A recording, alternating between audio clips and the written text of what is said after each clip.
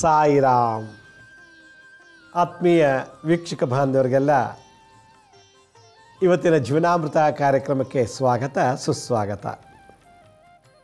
ವೀಕ್ಷಕರೇ, ಕಳೆದ ಸಂಚಿಕೆಯಿಂದ ನಾನು ಮನೆಯಲ್ಲಿ ದಾಂಪತ್ಯ ಜೀವನದಲ್ಲಿ ಆಗುವಂಥ ಏರುಪೇರುಗಳ ಬಗ್ಗೆ ತಿಳಿಸ್ತಾ ಬರ್ತಾ ಇದ್ದೀನಿ. ನೆನ್ನೆಲ್ಲ ಒಂದು 3 days ಬ್ಯಾಕ್ ನಾನು ಅಪಾಯಿಂಟ್ಮೆಂಟಲ್ಲಿದ್ದಾಗ ಯಾರೋ ಒಬ್ಬರು ಗಂಗಾವತಿ ಅನ್ನೋ ಊರಿಂದ ಒಂದು ಲೇಡಿ ಅಪಾಯಿಂಟ್ಮೆಂಟ್ ತೊಗೊಂಡು ಬಂದಿದ್ದರು. ಆ ಅಪಾಯಿಂಟ್ಮೆಂಟ್ ಏನು ಉದ್ದೇಶ ಇತ್ತಪ್ಪ ಅಂತಂದರೆ, ನನ್ನ ಗಂಡ ಚೆನ್ನಾಗಿ ದುಡಿತಾರೆ, ಅಕ್ಕಿ ವ್ಯಾಪಾರ ಮಾಡ್ತಾರಂತೆ ಗಂಗಾವತಿನಲ್ಲಿ. ಅಕ್ಕಿ ರೈಸ್ ಮಿಲ್ ಕೂಡ ಇದೆಯಂತೆ ಅವರಿಗೆ. ಭಾಳ ಚೆನ್ನಾಗಿ ದುಡಿತಾರೆ, ಒಳ್ಳೆ ಸಂಪಾದನೆ ಇದೆ, ಆದರೆ ಹಣ ಉಳಿಸ್ತಾ ಇಲ್ಲ ಅಂತ ಹೇಳ್ತಾರೆ. ನಾನು ಕೇಳಿದೆ, ಗಂಡನ ಸಂಪಾದನೆ ಚೆನ್ನಾಗಿದೆ ಅಂದಮೇಲೆ ಹಣ ಯಾಕೆ ಉಳಿತಾಯ ಆಗ್ತಿಲ್ಲ ಅಂತಂದರೆ, ಅವರೊಂದು ಪ್ರಶ್ನೆ ಹೇಳಿದ್ರು. ಅವರು ಅಮ್ಮನ ಮಾತು ಕೇಳಿಕೊಂಡು ದುಂದು ಖರ್ಚು ಮಾಡ್ತಾರೆ. ಅವರಮ್ಮ ಹೇಳ್ತಾರಂತೆ, ಮೊದಲನೇ ಮಗಳಿಗೆ ಸ್ವಲ್ಪ ಬಡತನ, ಕಷ್ಟದಲ್ಲಿದ್ದಾಳೆ, ಅವಳಿಗೊಂದಷ್ಟು ಮಕ್ಕಳಿಗೆ ಫೀಸ್ ಕಟ್ಟು, ಅವಳಿಗೊಂದಷ್ಟು ಸೀರೆ ತಂದುಕೊಡು, ಮನೆಗೊಂದಷ್ಟು ರೇಷನ್ ಕಳಿಸು ಅಂತ ಹೇಳ್ತಾರಂತೆ. ನಮ್ಮ ಯಜಮಾನ್ರ ಅಕ್ಕ ಮದುವೆ ಆಗಲೇ ಸುಮಾರು 10-15 ವರ್ಷ ಆಗಿದೆ. ಈಗಲೂ ಕೂಡ ನಾವು ಅವ್ರ ಸಂಸಾರ ನನ್ನ ಗಂಡನೇ ನೋಡ್ಕೋಬೇಕು. ಊಟ ತಿಂಡಿದು, ಮಕ್ಳು ಫೀಸು, ಬಟ್ಟೆ ಎಲ್ಲ ನನ್ನ ಯಜಮಾನ್ರೇ ನೋಡ್ಕೋಬೇಕು. ಹೀಗೆ ದುಡ್ದಿದ್ದು ಅರ್ಧ ದುಡ್ಡೆಲ್ಲ ನನ್ನ ಗಂಡನ ಅಕ್ಕನ ಮನೆಗೆ ಹೋಗ್ತಾಯಿದೆ. ನಮ್ಮ ಅತ್ತೆ ಆ ಟೂರ್ಗೆ ಹೋಗಬೇಕು, ಈ ಟೂರ್ಗೆ, ಆ ಯಾತ್ರೆ, ಈ ಯಾತ್ರೆ, ಮತ್ತು ಆ ಮದುವೆಗೆ ನನಗೆ ಆ ಚೈನ್ ಮಾಡಿಸ್ಕೊಡು, ಈ ವಾಲೆ ಮಾಡಿಸ್ಕೊಡು, ಈ ಬಳೆ ಮಾಡಿಸ್ಕೊಡು, ಈ ನೆಕ್ಲೆಸ್ ಮಾಡಿಸ್ಕೊಡು ಅಂತ ಹೇಳಿ ನಮ್ಮತ್ತೆ ನಿಧಾನಕ್ಕೆಲ್ಲ ಮಾತಾಡಿ ಮಗನಿಂದ ಒಡವೆಗಳು ಮಾಡಿಸ್ಕೊತಾ ಇದ್ದಾರೆ. ಅಯ್ಯೋ, ನಾ ಸತ್ತ ಮೇಲೆ ಒಡವೆ ಎಲ್ಲ ನನ್ನ ಹೆಣ್ಮಕ್ಳಿಗೆ ಸೇರಬೇಕು ಅಂತಾರೆ. ಗಂಡ ಮಾಡಿಸೋದು, ಒಡವೆ ಎಲ್ಲ ಹೆಣ್ಮಕ್ಳು ಸೇರಿಕೊಳ್ಳುತ್ತೆ ಸತ್ತಂಥ ಕಾಲಕ್ಕೆ. ಹೀಗಾಗಿ ನನ್ನ ಗಂಡನಿಗೆ ಒಬ್ಬಳಕ್ಕ 2 ತಂಗಿರಿದ್ದಾರೆ.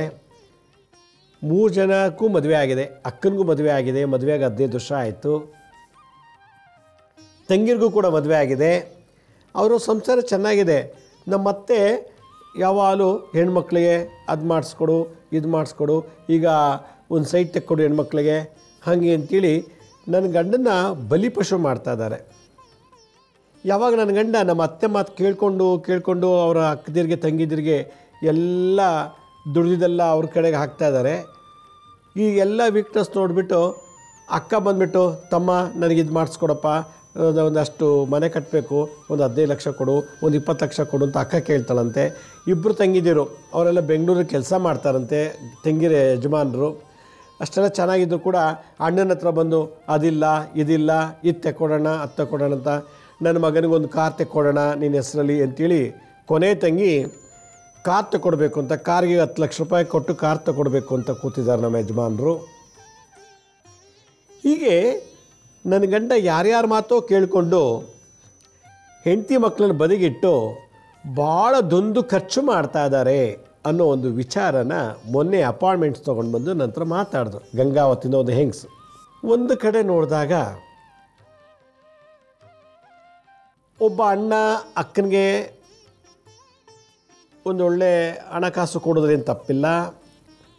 ಒಬ್ಬ ಅಣ್ಣ ತಂಗಿದಿರಿಗೆ ಒಂದು ಸೀರೆ ಕೊಡಿಸೋದು, ಒಡವೆ ಮಾಡಿಸೋದು, ಅದು ತಪ್ಪಲ್ಲ. ಆದರೆ ಅಣ್ಣ ಕೊಡ್ತಾನೆ, ತಮ್ಮ ಮಾಡಿಕೊಡ್ತಾನೆ ಅನ್ನೋ ಅಂಥೇಳಿ ಅವನ ಸಂಸಾರಕ್ಕೆ ತೊಂದರೆ ಕೊಟ್ಟು ಇವರೆಲ್ಲ ದುಡ್ಡು ಮಾಡೋದು ತಪ್ಪು ಅಕ್ಕ ತಂಗಿರು ಅಂತ ನನ್ನ ಅಭಿಪ್ರಾಯ. ಊಟಕ್ಕಿಲ್ಲ ಬಟ್ಟೆಗಿಲ್ಲ ಅಂದರೆ ಓಕೆ ಮಾಡೋಣ. ಅಕ್ಕನೂ ಕೂಡ ಚೆನ್ನಾಗಿದ್ದಾರಂತೆ, ಒಳ್ಳೆ ಹೊಲ ಎಲ್ಲ ಇದೆಯಂತೆ, ಅವರು ಭತ್ತ ಬೆಳೀತಾರಂತೆ, ಜೋರಾಗಿದ್ದಾರೆ. ನನ್ನ ಯಜಮಾನರು ದುಡ್ಡಿಂದ ಬದುಕೋ ಅವಶ್ಯಕತೆ ಅವ್ರ ಅಕ್ಕನಿಗಿಲ್ಲ. ನಮ್ಮ ಯಜಮಾನನ ಅಕ್ಕನ ಮಕ್ಕಳು ಈಗಾಗಲೇ ಬೆಳೆದು ದೊಡ್ಡವರಾಗಿ ಅವರು ದುಡಿತಾರೆ. ನಮ್ಮ ಯಜಮಾನರು ತಂಗಿದಿರು ಕೂಡ ಒಳ್ಳೊಳ್ಳೆ ಕಡೆ ಮದುವೆ ಮಾಡ್ಕೊಂಡಿದ್ದಾರೆ, ಗಂಡಿರು ದುಡಿತಾರೆ, ಒಳ್ಳೆ ಆಸ್ತಿ ಇದೆ. ಆದರೂ ಕೂಡ ನಮ್ಮ ಅತ್ತೆ ಮತ್ತು ನನ್ನ ನಾದ್ನೀರೆಲ್ಲ ಸೇರಿಕೊಂಡು ನನ್ನ ಗಂಡನ ಬರೋ ದುಡ್ಡೆಲ್ಲ ಆ ಕಡೆಗೆ ಖರ್ಚು ಮಾಡೋಕ್ಕೆ ಮಾಡ್ತಾ ಇದ್ದಾರೆ. ಇದು ಈ ಒಂದು ಎಪಿಸೋಡ್ನ ಮೂಲಭೂತ ಸ್ಟೋರಿ. ಅಂದರೆ ಗಂಡ ಕೆಲಸದಿಂದ ದುಡಿತಾ ಇರ್ಬೋದು, ಗಂಡ ಬಿಸ್ನೆಸ್ ಮಾಡ್ತಿರ್ಬೋದು, ಅಥವಾ ಗಂಡನೇ ದೊಡ್ಡ ಫ್ಯಾಕ್ಟ್ರಿ ನಡೆಸ್ತಿರ್ಬೋದು. ಅದು ಬರೋ ಆದಾಯ ಎಲ್ಲ ಮನೆ ಕುಟುಂಬದ ಸದಸ್ಯರ ಮಾತುಗಳನ್ನು ಕೇಳಿಕೊಂಡು, ತಾಯಿ ಇರ್ಬೋದು, ತಂದೆ ಇರ್ಬೋದು, ಅಕ್ಕ ಇರ್ಬೋದು, ತಂಗಿರ ಮಾತು ಕೇಳಿಕೊಂಡು ನನ್ನ ಆದಾಯದಲ್ಲಿ ಅಂದರೆ ಬರೋ ಆದಾಯದಲ್ಲಿ ಸಂಸಾರಕ್ಕೆ ಬಿಟ್ಟು ಬೇರೆಯವ್ರಿಗೆಲ್ಲರಿಗೂ ಖರ್ಚು ಮಾಡ್ತಾ ಇದ್ದಾರೆ. ಈ ಒಂದು ಸಮಸ್ಯೆಗೆ ಪರಿಹಾರ ನಾನು ತಿಳಿಸ್ಬೇಕು ಅಂತ ಹೊರಟಿದ್ದೀನಿ. ಅವರೇನೋ ಅಪಾಯಿಂಟ್ಮೆಂಟ್ ತೊಗೊಂಡು ಬಂದು ನಂತರ ಇದು ಮಾಡಿದ್ರು. ಇದೇ ಥರ ಗೊಂದಲ ಭಾಳಷ್ಟು ಮನೆಗಳಲ್ಲಿದೆ. ಗಂಡ ತಂದಿದ್ದೆಲ್ಲ ಯಾರೋ ಚಾಡಿ ಮಾತು ಕೇಳಿಕೊಂಡು ಮದುವೆ ಆಗಿಲ್ದವರು ಹೆಂಗೆ ಸತ್ತರೋಗಿ ಎಲ್ಲ ದುಡ್ಡು ಕೊಡ್ತಾ ಇದ್ದಾನೆ. ನನ್ನ ಗಂಡ ಬೇರೆ ಪರಿಸ್ಥಿತಿ ಸಂಬಂಧದಲ್ಲಿ ಇಟ್ಕೊಂಡ್ಬಿಟ್ಟಿದ್ದಾನೆ. ಅವಳೇನು ಮಾಡ್ತಾಳೆ, ನಾನು ಮದುವೆಯಾಗಿ ಮಕ್ಕಳಿದೆ, ಅವಳು ಮದುವೆ ಆಗಿಲ್ಲ, ಅವಳು ನನ್ನ ಗಂಡನ ದುಡಿಮೆನೆಲ್ಲ ಬರೋ ಸಂಬಳನೆಲ್ಲ ಅವಳು ವಸೂಲಿ ಮಾಡ್ತಾ ಇದ್ದಾಳೆ. ನನ್ನ ಗಂಡ ಅವಳ ಕಡೆಗೆ ಮಾರೋಗಿದ್ದಾನೆ, ದುಡ್ದಿದ್ದೆಲ್ಲ ತೊಗೊಂಡೋಗಿ ಹೆಂಡತಿ ಮಕ್ಕಳು ಅನ್ನೋದು ಬಿಟ್ಟು ಬೇರೆ ಹೆಂಗಸು ಕೊಡ್ತಾ ಇದ್ದಾನೆ ಅಂತ ಇನ್ನೊಂದು ಪ್ರಾಬ್ಲಮ್ ಇರ್ತದೆ. ಮೂರನೇದು, ನನ್ನ ಗಂಡ ಆಫೀಸಲ್ಲಿ ದುಡಿತಾನೆ, ಅಲ್ಲಿ ಯಾರೋ ಒಂದು ಹುಡುಗಿ ಅವಳು ಕೂಡ ಕೆಲಸ ಮಾಡ್ತಾಳೆ ಆಫೀಸಲ್ಲಿ, ಗಂಡನ ಆಫೀಸಲ್ಲೇ ಅವಳು ದುಡಿತಾ ಇದ್ದಾಳೆ. ಆದರೆ ನನ್ನ ಗಂಡನ ಬುಟ್ಟಿಗೆ ಹಾಕೊಂಬಿಟ್ಟು ನನ್ನ ಗಂಡನ ಕೈಲಿ ಭಾಳಷ್ಟು ದುಂದು ಖರ್ಚು ಮಾಡ್ತಾ ಇದ್ದಾಳೆ. ನನಗೆ ಯಾರೋ ಒಬ್ರು ಹೇಳಿದ್ರು, ನನ್ನ ಗಂಡ ದುಡಿಯೋ ದುಡ್ಡಲ್ಲೇ ಅವಳಿಗೆ ಒಂದು ಸೈಟ್ ಕೊಟ್ಟಿದ್ದಾನೆ ಅಂತ ಬಂತು ವಿಚಾರ. ನೋಡಿದ್ರೆ ಪ್ರೂಫ್ ನಮ್ಮ ಹತ್ರ ಇಲ್ಲ. ನನ್ನ ಗಂಡನ ದುಡ್ಡು, ಆದರೆ ಅವಳ ಹೆಸರಿಗೆ ಸೈಟ್ ಬರೆದಿದ್ದಾನೆ, ಪರ್ಚೇಸ್ ಮಾಡಿ. ಇದಾದರೂ ಕೆಂಗೇರಿ ಹತ್ರ ಒಂದು ಲೇಔಟು, ಅಲ್ಲಿ ಒಂದು 30-40 ಸೈಟ್ನ ಆಫೀಸಲ್ಲಿ ಕೆಲಸ ಮಾಡೋ ಹುಡುಗಿಗೆ ಒಂದು ಹುಡುಗ ಸೈಟ್ ಕೊಟ್ಟಿದ್ದಾನಂತೆ. ನೋಡಿ, ನನ್ನ ಗಂಡ ದುಡಿತಾನೆ, ಪರಸ್ತಿಗೆ ಹೋಗಿ ದುಡ್ಡು ಕೊಡ್ತಾ ಇದ್ದಾನೆ. ನನ್ನ ಗಂಡ ದುಡಿತಾನೆ, ಆಫೀಸಲ್ಲಿ ಒಂದು ಹುಡುಗಿಗೆ ಸೈಟ್ ಕೊಟ್ಟಿದ್ದಾನೆ. ನನ್ನ ಗಂಡ ದುಡಿತಾನೆ, ಅಕ್ಕ ತಂಗಿಗೆಲ್ಲ ದುಂದು ಖರ್ಚು ಮಾಡಿ ಹಾಳು ಮಾಡ್ತಿದ್ದಾನೆ. ಈ ಥರದ್ದು ಹಲವಾರು ಸಮಸ್ಯೆಗಳು ಮೂರೆಯವ್ರ ಮಾತು ಕೇಳಿಕೊಂಡು ಧನ ವ್ಯಯ, ಧನ ಖರ್ಚು ಆಗ್ತಾಯಿದೆ. ಇದನ್ನು ತಡೆಯೋದು ಹೇಗೆ, ಇದು ನಿಗ್ರಹಿಸೋದು ಹೇಗೆ ಅನ್ನೋ ಒಂದು ಪ್ರಶ್ನೆ ಭಾಳಷ್ಟು ಜನದಲ್ಲಿದೆ. ಇಲ್ಲಿ ಪ್ರತಿಯೊಬ್ಬರಿಗೂ ಒಂದು ದೊಡ್ಡ ಪ್ರಶ್ನೆ, ನಮಗೇನು ಕಮ್ಮಿ ಇಲ್ಲ, ಚೆನ್ನಾಗಿ ದುಡಿತೀವಿ. ದುಡಿಯೋದಂದರೆ ಕೆಲ್ಸಕ್ಕೆ ಹೋಗಿ ದುಡಿತೀವಿ. ಕೆಲವು ಬಿಸ್ನೆಸ್ ಮಾಡಿ ದುಡಿತಾರೆ, ಲಕ್ಷಗಟ್ಟಲೆ ಸಂಪಾದಿಸ್ತಾರೆ ತಿಂಗಳಿಗೆ, ಆದರೆ ದುಡ್ಡು ಉಳಿತಿಲ್ಲ ಅನ್ನೋದು ಪ್ರಶ್ನೆ. ಯಾಕೆ ಉಳಿತಿಲ್ಲ ಅಂದರೆ, ಒಂದು ಈ ರೀತಿ ದುಂದು ಖರ್ಚು ಆಗ್ತಿರ್ತದೆ. ನೋಡಿ, ಗಂಗಾವತಿಯವರ ಕುಟುಂಬದಲ್ಲಿ, ಆ ಯಮ್ಮನ ಕುಟುಂಬದಲ್ಲಿ ಗಂಡ ಅಕ್ಕಂದಿರಿಗೆ ತಂಗಿದಿರಿಗೆಲ್ಲ ಒಂದು ಹಣ ಸಹಾಯ ಮಾಡಿ ಮಾಡಿ ಮಾಡಿ ಇವತ್ತು ನನ್ನ ಮಕ್ಕಳಿಗೆ ಮೆಡಿಕಲ್ ಓದ್ಸೋಕ್ಕಾಗ್ತಿಲ್ಲ, ಇಂಜಿನಿಯರಿಂಗ್ ಓದ್ಸೋಕ್ಕಾಗ್ತಿಲ್ಲ ಅಂತ ಅವ್ರ ಪಾಪ ಕೇಳ್ತಾರೆ. ನನ್ನ ಗಂಡ ಚೆನ್ನಾಗಿ ಆಫೀಸಲ್ಲಿ ದುಡಿತಾನೆ, ಸಾಫ್ಟ್ವೇರ್ ಇಂಜಿನಿಯರು, ಆದರೆ ಯಾರೋ ಒಬ್ಳು ಗಂಡನ ಬಿಟ್ಟವಳು ಒಬ್ಳಿದ್ದಾಳೆ, ಅವಳು ನಾವು ಸವಾಸ ಮಾಡ್ಕೊಂಡು ಎಲ್ಲ ಅವಳಿಗೂ ಕೊಡ್ತಾನೆ ನನ್ನ ಗಂಡ ಅಂತ ಅವ್ರದ್ದು ಕಂಪ್ಲೇಂಟು.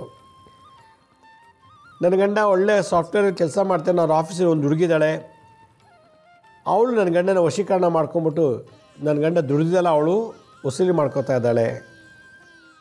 ಈ ಥರ ದುಡಿಮೆ ಇದೆ, ಖರ್ಚಿಗೊಂದು ದಾರಿ ತೋರಿಸಿದ್ದಾನೆ, ಖರ್ಚಿಗೊಂದು ಹಲವಾರು ರೂಟ್ಗಳಿವೆ. ಅವಳು ಗಂಡ ಬಿಟ್ಟವಳು ಇವನ ಜೊತೆ ಸೇರಿಕೊಂಡು ಇವನು ದುಡಿದೆಲ್ಲ ಲೂಟಿ ಮಾಡ್ತಿದ್ದಾಳೆ. ಅವಳು ಇನ್ನೂ ಮದುವೆನೇ ಆಗಿಲ್ಲ, ಗಂಡನ ಈ ಹುಡುಗನ ವಶೀಕರಣ ಮಾಡಿಕೊಂಡು ಎಲ್ಲ ದುಡ್ಡು ತೊಗೊಂಡು ಸೈಟ್ ತೊಗೊಂಡ್ಬಿಟ್ಟಿದ್ದಾಳೆ. ಇಲ್ಲಿ ದುಡಿತಾನೆ, ಅಕ್ಕ ತಂಗಿರು ಮಾಡಿ ಹೋಗ್ತಿದ್ದಾನೆ, ಬೇರೆಯವ್ರಿಗೆಲ್ಲ ಅಕ್ಕ ತಂಗಿರು ಮಾಡ್ತಾ ಇದ್ದಾನೆ. ಇನ್ನೊಬ್ಬರು, ರೀ ನಮ್ಮ ಮಗನಿಗೆ MBBS ಓದಿಸ್ಬೇಕು, ದುಡ್ಡಿಲ್ಲ, ಏನು ಮಾಡೋದು ಅಂತ ಕೇಳಿದಾಗ, ನಿಮ್ಮ ಅಪ್ಪನ ಮನೇಲಿ ಹೋಗಿ ಒಂದಷ್ಟು ದುಡ್ಡು ತೊಗೊಂಬ, ಏನೋ ಒಂದು ಮಾರ್ಬಿಟ್ಟು ತಂದ್ಕೊಂಬ, ಮಗನ ಓದ್ಸೋಣ ಅಂತೇಳಿ. ಮಗಳೇನು ಮಾಡ್ತಾಳೆ, ಅಪ್ಪನ ಮನೆಗೆ ಬಂದುಬಿಟ್ಟು, ಅಪ್ಪ ಮೊಮ್ಮಗ, ನಿಮ್ಮ ಮೊಮ್ಮಗನಿಗೆ ನಾನು MBBS ಸೇರಿಸ್ಬೇಕು, 1 ಕೋಟಿ ದುಡ್ಡು ಖರ್ಚಿದೆ, ನನಗೆ ಸ್ವಲ್ಪ ದುಡ್ಡು ಸಹಾಯ ಮಾಡಿ ಅಂತ ಮಗಳು ಅಪ್ಪನ ಕೇಳ್ತಾಳೆ. ಮೊಮ್ಮಗನ ಓದಿಸ್ಬೇಕಲ್ಲ ಅನ್ನೋ ಆಸೆಗೋಸ್ಕರ ತಾತ ಒಂದಷ್ಟು ಜಮೀನ ಮಾರಿ ಮೊಮ್ಮಗನ ವಿದ್ಯಾಭ್ಯಾಸಕ್ಕೆ ಅಂತ ಕೊಡ್ತಾನೆ. ಇದು ಮನೇಲಿ ಸೊಸೆ ತುಂಬ ಯೋಚನೆ ಮಾಡ್ತಿದ್ದಾಳೆ, ನಮ್ಮ ಮಾವ ಎಲ್ಲ ಹೆಣ್ಮಕ್ಳಿಗೆ ಮೊಮ್ಮಕ್ಳಿಗೆ ಮಾಡಿದ್ರೆ ನನಗೆ ನನ್ನ ಗಂಡಿಗೆ ಏನು ಮಾಡ್ತಾರೆ, ನನ್ನ ಗಂಡಿಗೆ ಏನು ಮಾಡ್ತಾರೆ, ನನಗೂ ಮಕ್ಕಳಿದ್ದಾರೆ, ನನ್ನ ಮಕ್ಕಳು ಓದಿಸ್ಬೇಕು, ನನ್ನ ಮಕ್ಳಿಗೆ ಏನೋ ಒಂದು ಮಾರಿ ಓದಿಸ್ತಾರ ಇಲ್ವಲ್ಲ, ಮಗಳ ಮಗ ಅಂತೇಳಿ ಇವತ್ತು ಜಮೀನು ಮಾರ್ತಾ ಇದ್ದಾರೆ. ಇದು ಭಾಳ ಬೇಜಾರಾಗುತ್ತೆ ನನಗೆ. ಅವ್ರ ಮನೆ ಆಸ್ತಿ ಮಾರ್ಬಿಟ್ಟು ಮಗನಿಗೆ ಸೇರಿಸ್ಲಿ MBBSಗೆ, ನನ್ನ ಗಂಡನ ಆಸ್ತಿನ ಯಾಕೆ ಮಾರ್ಬಿಟ್ಟು ಸೇರಿಸಬೇಕು ಅನ್ನೋ ಒಂದು ಪ್ರಶ್ನೆ ಬರ್ತದೆ.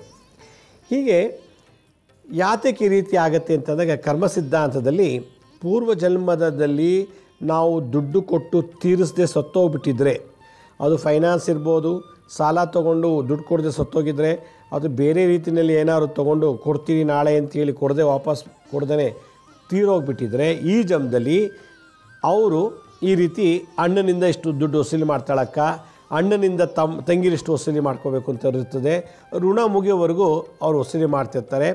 ಇವನು ದುಡಿತಾನೆ ಚೆನ್ನಾಗಿ, ದುಡಿದೆಲ್ಲ ಗಂಡ ಬಿಟ್ಟವಳು ಒಬ್ಳಿದ್ದಾಳೆ, ಅವಳು ತೊಗೊಂಡೋಗಿ ಕೊಡ್ತಾಳೆ. ಅವಳು ಇವಳಿಂದ ಬರೋಷ್ಟು ದುಡ್ಡೆಲ್ಲ ಬರೋವರೆಗೂ ಇರ್ತಾಳೆ. ಎಲ್ಲ ಆದಮೇಲೆ ಅವಳು ಅಲ್ಲಿ ಬಿಟ್ಟು ಹೋಗ್ತಾಳೆ. ಅಂದರೆ ಅವಳು ಋಣ ಓದ್ ಜನ್ಮದಲ್ಲಿ ಇತ್ತು, ಇವನು ತೀರಿಸ್ತಾ ಇದ್ದಾನೆ. ಓದ್ ಜನ್ಮದಲ್ಲಿ ಅಕ್ಕ ತಂಗಿ ಋಣ ಇಟ್ಕೊಂಡಿದ್ದ ಅಣ್ಣ, ಇವತ್ತು ಅಕ್ಕನಿಗೆ ತೀರಿಸ್ತಾ ಇದ್ದಾನೆ, ತಂಗಿದಿಗೂ ಕೂಡ ಕೊಡ್ತಾ ಇದ್ದಾನೆ. ಓದ್ ಜನ್ಮದಲ್ಲಿ ತಾತ ಮೊಮ್ಮಗನಿಗೆ ಯಾವುದೋ ಒಂದು ಋಣ ಆಯಿತು ಅನಿಸುತ್ತೆ. ಈ ಜನ್ಮದಲ್ಲಿ ಅವನು ಆ ಜಮೀನು ಮಾರಿ ಮೊಮ್ಮಗನಿಗೆ MBBS ಮಾಡಲಿಕ್ಕೆ ದುಡ್ಡು ಕೊಡಬೇಕು, ಋಣ ಇದೆ, ಪೂರ್ವ ಜನ್ಮದ್ದು ಕೊಡ್ತಾ ಇದ್ದಾನೆ. ಇವನು ಮದುವೆನೇ ಆಗಿಲ್ಲ, ಸಾಫ್ಟ್ವೇರ್ ಇಂಡಸ್ಟ್ರಿಲಿ ಕೆಲಸ ಮಾಡ್ತಾನೆ. ಅಲ್ಲೊಬ್ಳು ಹುಡುಗಿನ ಪರಿಚಯ ಮಾಡ್ಕೊಂಡ್ಬಿಟ್ಟಿದ್ದಾನೆ, ಅವಳನ್ನ ಲವ್ ಮಾಡ್ತಿದ್ದಾನೆ. ಹೆಂಡತಿ ಇದ್ದರೂ ಕೂಡ ಆಫೀಸಲ್ಲಿ ಹುಡುಗಿ ಲವ್ ಮಾಡ್ತಿದ್ದಾನೆ.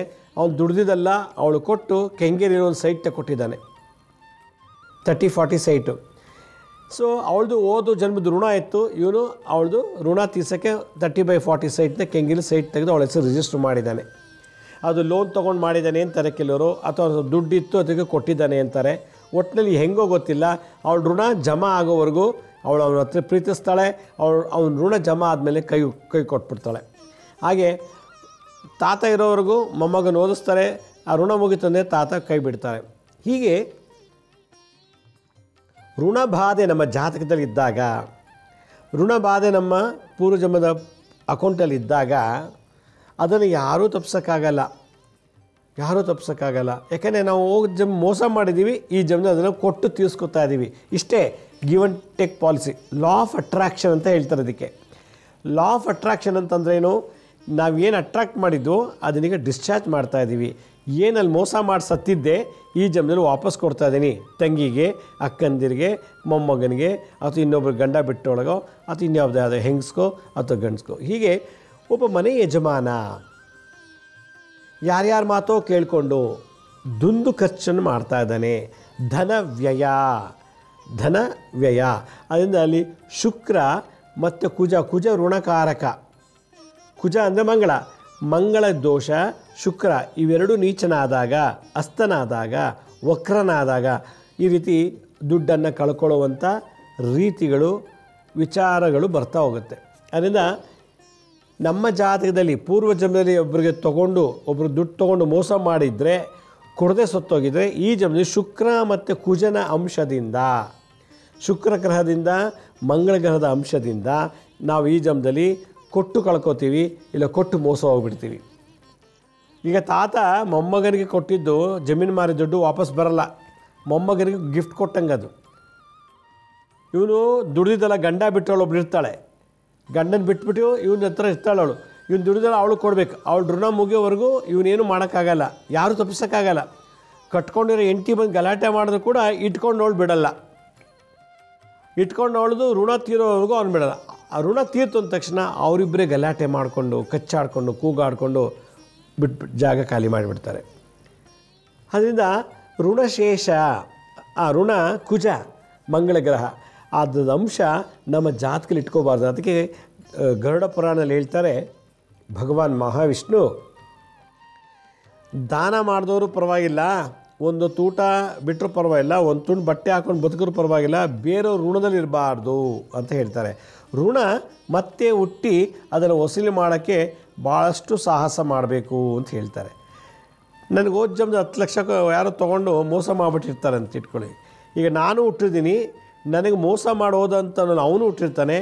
ಈಗ ಅವನು ನನಗೆ ಬೇರೆ ರೂಪದಲ್ಲಿ ಜಮಾ ಆಗೋವರೆಗೂ ನನ್ನ ಋಣದಲ್ಲಿ ಇರಬೇಕು. ಅವನು ಯಾವಾಗ 10 ಲಕ್ಷ ರೂಪಾಯಿ ನನಗೆ ಬಂತು, ಅವನು ಬೇರೆ ಆಗ್ತಾನೆ, ನಾನು ಬೇರೆ ಆಗಿಬಿಡ್ತೀವಿ, ಇಬ್ಬರು ಬೇರೆ ಆಗಿಬಿಡ್ತೀವಿ. ಅದನ್ನು ಋಣ ಜಮಾ ಆಗೋವರೆಗೂ ಬಾಂಧವ್ಯ. ಋಣ ಜಮಾ ಆಯಿತು ಅಂದಮೇಲೆ ಶತ್ರುಗಳಾಗ್ಬೋದು, ಇಲ್ಲ ಬಿಟ್ಟೋಗ್ಬೋದು, ಇಲ್ಲ ಸಾವು ಬರ್ಬೋದು. ಅದರಿಂದ ಈ ಕುಜ ಮಂಗಳ ಮತ್ತು ಶುಕ್ರಕ್ಕೆ ಯಾವ ರೀತಿ ನಾವು ಜನ್ಮದ ಕರ್ಮ ಇದೆ ಈಗ ನಮ್ಮ ಜಾತದಲ್ಲಿ, ಅದಕ್ಕೆ ನಾವು ಎಲ್ರಿಗೂ ದುಡ್ಡು ಕೊಟ್ಟು ಕಳ್ಕೊತಾ ಇದ್ದೀವಿ. ಅದನ್ನು ಪರಿಹಾರ ಮಾಡೋದು ಹೇಗೆ, ನಿಲ್ಲಿಸೋದು ಹೇಗೆ? ಕುಜನಿಗೂ ಶುಕ್ರನಿಗೂ ಶಾಂತಿ ಮಾಡಿಬಿಟ್ರೆ ಆಗ ಇವದೆಲ್ಲ ಪರಿಹಾರ ಕಮ್ಮಿ ಆಗುತ್ತೆ ಅಂತ. ಇಲ್ಲಿ ಮನೆ ಯಜಮಾನ ಅವರಿವ್ರ ಮಾತು ಕೇಳಿಕೊಂಡು ಹಣವನ್ನು ಖರ್ಚು ಮಾಡ್ತಾ ಇದ್ದಾನೆ ಅನ್ನೋದು ಈ ಪ್ರಶ್ನೆ. ಇದಕ್ಕೆ ಪರಿಹಾರ ನಾನು ಹೇಳಬೇಕು. ಏನು ಮಾಡಬೇಕು? ಯಾವ ಹೆಂಗಸು ತನ್ನ ಗಂಡ ಅಥವಾ ಮನೆ ಯಜಮಾನ ಬೇರೆಯವ್ರ ಮಾತೆಲ್ಲ ಕೇಳಿಕೊಂಡು ದುಡ್ಡನ್ನು ಅವರು ಕೊಟ್ಟು ಕಳ್ಕೊತಾ ಇದ್ದಾನೋ ಆ ಥರ ಪರಿಸ್ಥಿತಿ ಇರುವಂಥ ಮನೆಯಲ್ಲಿ ಆ ಮನೆ ಯಜಮಾನಿ ಅಥವಾ ಅಂಥ ಹೆಂಡತಿ 9 ವರ್ಷಕ್ಕಿಂತ ಕಡಿಮೆ ಇರುವಂಥ ಒಬ್ಬ ಕನ್ಯೆಗೆ ಶುಕ್ರವಾರ ದಿವಸ ಮೃಷ್ಟಾನ್ನ ಭೋಜನ ಮಾಡಿ ತಾನೇ ಸ್ವತಃ 9 ವರ್ಷದ ಒಳಗಿರೋ ಹೆಣ್ಮಗುಗೆ ತಿನ್ನಿಸ್ಬೇಕು. ಆಗ ಶುಕ್ರನಿಗೆ ಶಾಂತಿ ಆಯಿತು ಅಂತ ಹೇಳ್ತಾರೆ. ಎರಡನೇದು, ಈ ನಂಬಿ ಮೋಸ ಹೋಗ್ಬಿಡ್ತೀವಿ ನಾವು. ಅಣ್ಣ ನನ್ನ ಮಗನಿಗೆ ಕಾರ್ ತೊಗೊಡು ಒಂದು 10 ಲಕ್ಷ ಅಂತ ಹೇಳಿದೆ. ಕಾರ್ ತೊಗೊಂಡ್ಮೇಲೆ 10 ಲಕ್ಷ ಕೊಟ್ಮೇಲೆ ಅಣ್ಣನ ಸಂಬಂಧನೇ ಬ್ರೇಕ್ ಆಗಿಬಿಡ್ತದೆ. ಅಣ್ಣನ ಮೇಲೆ ಮಾಟ ಮಾಡಿಸ್ತಾರೆ. 10 ಲಕ್ಷ ಕೊಟ್ಟು ಕಾರ್ ತೊಗೊಟ್ಟ, ಅಣ್ಣನಿಗೆ ಮಾಟ ಮಂತ್ರ ಮಾಡಿಸೋದು ತಂಗಿ. ನೋಡಿ ಇದೊಂಥರ ಇದೆ. ಅದರಿಂದ ಕುಜ ಭಾಳಷ್ಟು ಜನ ಮಾತಾಡೋಕ್ಕಾಗಲ್ಲ, ಗಂಡನ ಎದುರಾಕೋಕ್ಕಾಗಲ್ಲ, ಗಂಡನಿಗೆ ಎದುರಿಸೋಕ್ಕಾಗಲ್ಲ, ಗಂಡನಿಗೆ ಕಂಟ್ರೋಲ್ ಮಾಡೋಕ್ಕಾಗಲ್ಲ. ಆದರೂ ನಾನು ನೋಡಿ ಸಂಕಟ ಬಂದಿದೆ. ಯಾಕೆಂದರೆ 100 ರೂಪಾಯಿ ಬಂದರೆ 60 ರೂಪಾಯಿ ತೊಗೊಂಡಾಗ ಅವ್ರಿವ್ರು ಕೊಟ್ಬಿಡ್ತಾರೆ, 40 ರೂಪಾಯಿ ನಮಗಿಡ್ತಾರೆ, ನಮ್ಮದು ಮಕ್ಕಳಿಗೆಲ್ಲ ಅಂತ. ದುಡ್ದಿದ್ದೆಲ್ಲ ಬೇರೆಯವ್ರು ಕೊಡ್ತಾ ಇದ್ದಾನೆ ಅನ್ನೋ ಸಂಕಟಕ್ಕೆ ಏನು ಮಾಡ್ತಾರೆ, ಹೇಳ್ಕೊಳಕ್ಕಾಗಲ್ಲ. ಹೇಳ್ಕೊಡೋಕೆ ಹೊಡಿತಾನೆ ಗಂಡ. ಅಥವಾ ಮಾವ ನೀವು ಹಿಂಗೆಲ್ಲ ಮಾಡಬೇಡಿ ಅಂದರೆ ಮಾವ, ಹೇಯ್ ನನ್ನ ಆಸ್ತಿ ನನ್ನ ದುಡ್ಡು ನೀನೇನು ಕೇಳೋಕ್ಕೆ, ಸೊಸೆ ನೀನು ಬಾಯಿ ಮುಚ್ಕೊಂಡು ಬಿದ್ದರು ಅಂತಾನೆ. ಇದೆಲ್ಲ ನೋಡಿ ಕೇಳಿ ಹಂಗೆ ಬೇಜಾರಾಗ್ಬಿಟ್ಟಿದೆ. ಕೊನೆಗೆ ನಾನು ಎಲ್ಲಿ ಪಾಪರಾಗ್ಬಿಡ್ತೀವೋ, ನಾನು ನನ್ನ ಮಕ್ಕಳೆಲ್ಲ ಇಲ್ಲಿ ಬೀದಿಗೆ ಬಂದುಬಿಡ್ತೀವೋ ಅನ್ನೋ ಭಯ ಇದೆ. ಅದಕ್ಕೆ ನಾನೇನು ಮಾಡಬೇಕು ಅಂತ ಒಂದು ಪ್ರಶ್ನೆ ಬಂದಾಗ 9 ವರ್ಷದ ಒಳಗಿರೋ ಕನ್ಯೆಗೆ ಕರೆಸಿ ಮೃಷ್ಟಾನ್ನ ಭೋಜನ ನಿಮಗೆ ಯಥಾಶಕ್ತಿ ಮಾಡಿ ತಾನೇ ಸ್ವತಃ ಕೈಯಾರೆ ಆ ಹೆಂಗಸು ಆ ಮಗುಗೆ ತಿನ್ನಿಸೋದ್ರಿಂದ ಗಂಡನಿಂದ ಖರ್ಚಾಗ್ತಿರೋ ದುಂದು ಹಣ ನಿಲ್ತದೆ. ಕಿನ್ನರಿಗಳು, ಈ ಕಿನ್ನರಿ ಅಂತಂದರೆ ಈ ಗಂಡು ಅಲ್ಲ ಹೆಣ್ಣು ಅಲ್ಲ, ಅವ್ರನ್ನ ಹಿಡಿಜ ಅಂತ ಕರೀತಾರೆ. ಹಿಡಿಜಗಳು ಅಂತ ಕರಿತೀವಿ ನಾವು, ಮಂಗಳಮುಖಿಯರು ಅಂತ ನಾವು ಕರಿತೀವಿ. ಅಂಥವ್ರನ್ನ ಮನೆಗೆ ಕರೆದು ಅವ್ರಿಗೆ ವಸ್ತ್ರ, ಹಣ ಮತ್ತು ಅವ್ರಿಗೆ ಇಷ್ಟವಾದಂಥ ಒಂದು ಪದಾರ್ಥವನ್ನು ಶುಕ್ರವಾರ ದಿವಸ ದಾನ ಮಾಡೋದ್ರಿಂದ ಗಂಡ ಅಥವಾ ಮನೆ ಯಜಮಾನ ಬೇರೆಯವ್ರ ಮಾತನ್ನ ಕೇಳಿಕೊಂಡು ದುಡ್ಡನ್ನು ಖರ್ಚು ಮಾಡ್ತಿದ್ರೆ ತಕ್ಷಣ ಕಮ್ಮಿ ಆಗತ್ತೆ ಅಂತ ಹೇಳ್ತಾರೆ. ಇದು ಕುಜಶಾಂತಿ. ಶನಿ ನಪುಂಸಕ ಲಿಂಗ, ನಪುಂಸಕ ಗ್ರಹ, ಶನಿಗ್ರಹ. ಶನಿಗ್ರಹ ಗಂಡು ಅಲ್ಲ ಹೆಣ್ಣು ಅಲ್ಲ. ಶನಿಗ್ರಹ ನಪುಂಸಕ ಅಂದರೆ ಮಂಗಳಮುಖಿ ಅಂತ ಕರೀತಾರೆ. ಆದ್ದರಿಂದ ಶನಿ ಕುಜನ ಮುಖೇನ ಶಾಂತಿ ಆಗುತ್ತಂತೆ. ಹೀಗಾಗಿ ಈ ಹಿಡಿಜ ಅಥವಾ ಕಿನ್ನರಿಗಳಂತ ಕಿನ್ನರಿ ಅಂತಂದರೆ ಹಿಡಿಜ ಅಂತ. ಹಿಡಿಜ ಆಡೋ ಭಾಷೆ ಅಂದರೆ ಸಂಸ್ಕೃತದವ್ರಿಗೆ ಕಿನ್ನರಿ ಅಂತಾರೆ. ಮಂಗಳಮುಖಿಯರು ಅವ್ರಿಗೆ ವಸ್ತ್ರದಾನ, ಫಲದಾನ, ಧನದಾನವನ್ನು ಕೊಟ್ಟು ಸಂತೃಪ್ತಿಪಡಿಸಿದ್ದೆ. ಆದರೆ ಅವ್ರಿವ್ರ ಮಾತು ಕೇಳಿಕೊಂಡು ಗಂಡ ಖರ್ಚು ಮಾಡ್ತಿರೋದು ತಡೀತದೆ. ಕುಜ ಶುಕ್ರನಿಗೆ ಶಾಂತಿ ಆಯಿತು. ಇದನ್ನು ಅದಕ್ಕೆ ಚಿಕ್ಕ ಮಗುವಿಗೆ ಎಷ್ಟು 9 ವರ್ಷ ಒಳಗಿರೋ ಮಗುಗೆ ನಾವು ಅನ್ನ ತಿನ್ನಿಸುವಾಗ, ಮೃಷ್ಟಾನ್ನ ಭೋಜನ ಕೊಡುವಾಗ ಓಂ ತ್ರಿಪುರ ಸುಂದರಿಯೇ ನಮಃ, ಓಂ ತ್ರಿಪುರ ಸುಂದರಿಯೇ ನಮಃ ಅನ್ನೋ ಮಂತ್ರ ಹೇಳಿ ಆ ಮಗುಗೆ 9 ವರ್ಷ ಒಳಗಿರೋ ಮಗುಗೆ ಅನ್ನ ತಿನ್ನಿಸ್ಬೇಕು, ಊಟ ಕೊಡಬೇಕು, ಸ್ವತಃ ಕೈಯಾರೆ ತಿನ್ನಿಸ್ಬೇಕು. ಆಗ ಗಂಡ ಅವ್ರಿವ್ರ ಮಾತು ಕೇಳಿಕೊಂಡು ಖರ್ಚು ಮಾಡ್ತಿರೋದೆಲ್ಲ ಕಮ್ಮಿ ಆಗುತ್ತೆ. ಎರಡನೇದು, ಶುಕ್ರವಾರ ದಿವಸ ಕಿನ್ನರಿಗಳನ್ನು ಮನೆ ಕರೆದು, ಅಂದರೆ ಮಂಗಳಮುಖಿಯರು ಅಂತಂದರೆ ಇವಾಗ ಎಲ್ಲ ಕಡೆ ಸಿಗ್ತಾರೆ ಅವ್ರನ್ನ ಕರೆದು ಅವ್ರಿರೋ ಜಾಗಕ್ಕೆ ಹೋಗಿ ವಸ್ತ್ರದಾನ, ಧನದಾನ, ಫಲದಾನ ಕೊಟ್ಟು ಬಂತು ಅಂತಂದರೆ ಶುಕ್ರವಾರ ದಿವಸ ಈ ದೋಷ ನಿವಾರಣೆ ಆಗುತ್ತೆ.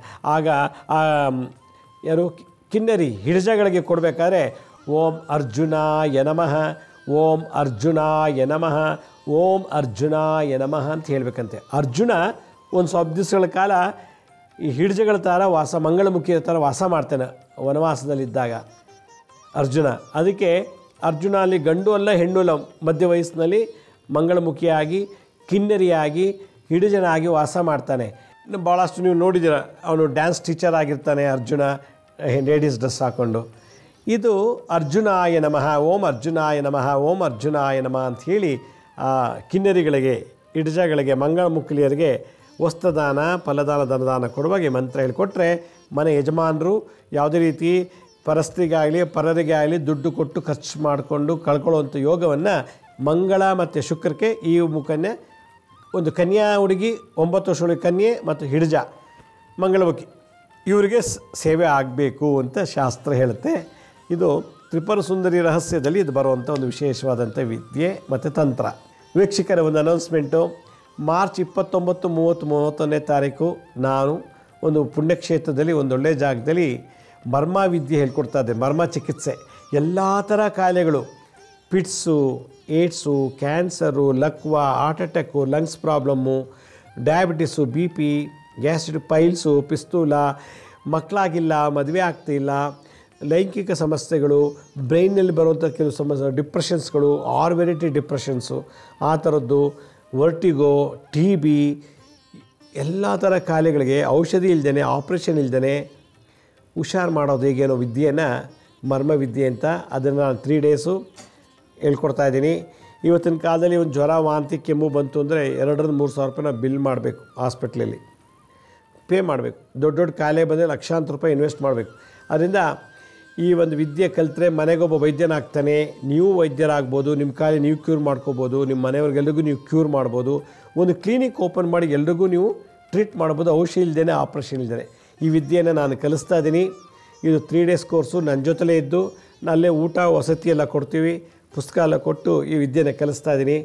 ಆಸಕ್ತಿ ಇರೋರು ನಾನು ಸ್ಕ್ರೀನ್ ಮೇಲೆ ತೋರಿಸ್ತಾ ಇದ್ದೀನಿ ನೋಡಿ, workshop.lakshmisrinivas.in ಅಂತ, ಇದಕ್ಕೆ ಲಾಗಿನ್ ಆಗಿ ರಿಜಿಸ್ಟರ್ ಮಾಡ್ಕೊಳ್ಳಿ.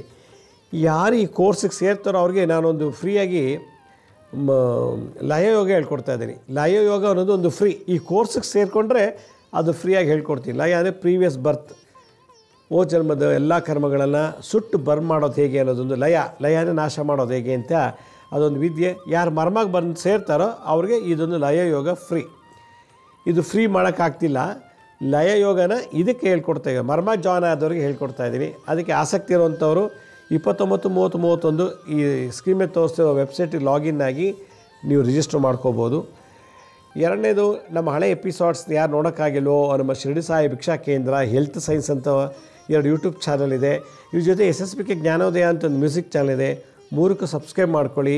ಪಕ್ಕದಲ್ಲಿರೋ ಬೆಲ್ ಬಟನ್ ಪ್ರೆಸ್ ಮಾಡಿ, ನೋಡಾದ್ಮೇಲೆ ಲೈಕ್ ಅಂತ ಬಟನ್ ಪ್ರೆಸ್ ಮಾಡಿ. ಆಮೇಲೆ ಆ ಲಿಂಕನ್ನು ನಿಮ್ಮ ಬಂಧು ಮಿತ್ರರಿಗೆ ವಾಟ್ಸಪ್ ಮುಖಾಂತರ, ಇಮೇಲ್ ಮುಖಾಂತರ, ಇನ್ಸ್ಟಾಗ್ರಾಮಲ್ಲಿ, ಲಿಂಕ್ಡ್ಇನ್ನಲ್ಲಿ, ಫೇಸ್ಬುಕ್ಕಲ್ಲಿ, ವಾಟ್ಸಪ್ಪಲ್ಲಿ ಎಲ್ಲ ಕಡೆ ನೀವು ಕಳಿಸ್ಕೊಡಿ ಅಂತ ಹೇಳ್ತಾ ನಾನು ಇವತ್ತಿನ ಸಂಚಿಕೆಯನ್ನು ಮುಗಿಸ್ತಾ ಇದ್ದೀನಿ. ಇದೇ ರೀತಿ ನಾಳಿನ ಸಂಚಿಕೆಯಲ್ಲಿ ಮತ್ತೊಂದು ವಿಶೇಷವಾದಂಥ ಮಾಹಿತಿಯನ್ನು ತಮ್ಮನ್ನು ಭೇಟಿ ಮಾಡ್ತೀನಿ. ಅಲ್ಲಿವರೆಗೂ ನನ್ನ ನಮಸ್ಕಾರ. ಸಾಯಿರಾಮ್.